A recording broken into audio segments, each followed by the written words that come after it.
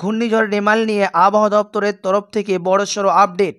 রাতেই বাংলা ও বাংলাদেশের উপকূলে আছড়ে পড়বে রেমাল। বঙ্গোপসাগরে জন্ম নেওয়ার পর অনেকটাই এগিয়ে এসছে সেই ঘূর্ণিঝড়। আগামী 6 ঘন্টায় ভয়াবহ রূপ ধারণ করবে বলে হাওয়া অফিস জানাচ্ছেন। ল্যান্ডফলের সময় তার গতিবেগ হতে পারে ঘন্টায় সর্বোচ্চ 135 কিলোমিটার। আলিপুর আবহাওয়া দপ্তর বলছেন, সকালে উত্তর বঙ্গোপসাগরে জন্ম নিয়েছে রেমাল, তারপরে 6 ঘন্টায় স্থলভাগের দিকে বেশ কিছুটা এগিয়েছে। আলিপুর আবহাওয়া দপ্তর জানাচ্ছেন, গতকাল সকালেই উত্তর বঙ্গোপসাগরে জন্ম নিয়েছে রেমাল, তারপরেই 6 ঘন্টায় স্থলভাগের দিকে বেশ কিছুটা এগিয়েছে। সেই সময় গতি ছিল ঘন্টায় 6 কিলোমিটার।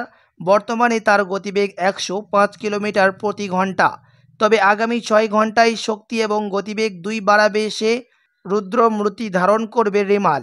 হাওয়া অফিস সর্বশেষ আপডেট অনুযায়ী সাগরদ্বীপ থেকে 290 কিলোমিটার দক্ষিণ ও দক্ষিণ পূর্ব দিকে, দীঘা থেকে 410 কিলোমিটার দক্ষিণ ও দক্ষিণ পূর্ব দিকে, দক্ষিণ 24 পরগনার ক্যানিং থেকে 320 কিলোমিটার দক্ষিণ ও দক্ষিণ পূর্ব দিকে এবং বাংলাদেশের খেপড়ুপাড়া থেকে 300 কিলোমিটার দক্ষিণ ও দক্ষিণ পশ্চিমের দিকে অবস্থান করছে ঘূর্ণিঝড় রেমাল। ইতিমধ্যে কলকাতা সহ উত্তর ও দক্ষিণ 24 পরগনা, পূর্ব মেদিনীপুর আকাশ মেঘলা, দফায় দফায় বৃষ্টি চলছে। সঙ্গে হয়েছে দমকা হাওয়া।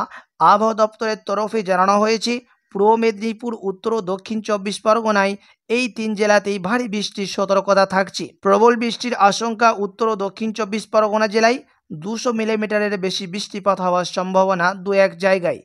কলকাতা, হাওড়া, হুগলি, নদিয়া এবং পূর্ব মেদিনীপুরে 200 মিলিমিটার পর্যন্ত বৃষ্টি হওয়ার সম্ভাবনা জানাচ্ছেন মৌসুম ভবন।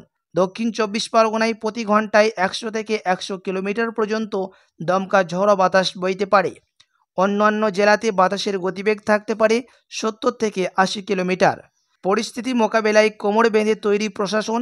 উত্তর ও দক্ষিণ 24 পরগনা, পূর্ব মেদিনীপুর সমস্ত স্বাস্থ্যকেন্দ্র ও হাসপাতালে অতিরিক্ত ব্যবস্থার নির্দেশ দিয়েছেন স্বাস্থ্য দপ্তর।